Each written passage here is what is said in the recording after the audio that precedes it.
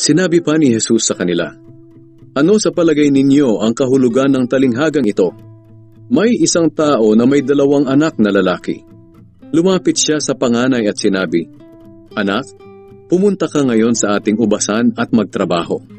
Sumagot siya, 'Ayaw ko po.' Pero maya-maya ay nagbago ang isip niya at pumunta rin.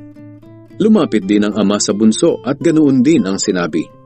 Sumagot ang bunso, 'Opo, pero hindi naman siya pumunta.' Sino ngayon sa 2 ang sumunod sa kalooban ng kanilang ama? Sumagot sila, 'Ang panganay.' Sinabi ni Jesus sa kanila, "Sinasabi ko sa inyo ang totoo. Ang mga maniningil ng buwis at ang mga babaeng bayaran ay nauuna pa sa inyo na mapabilang sa kaharian ng Diyos. Sapagkat dumating sa inyo si Juan na tagapagbautismo at itinuro sa inyo ang tamang daan sa matuwid na pamumuhay.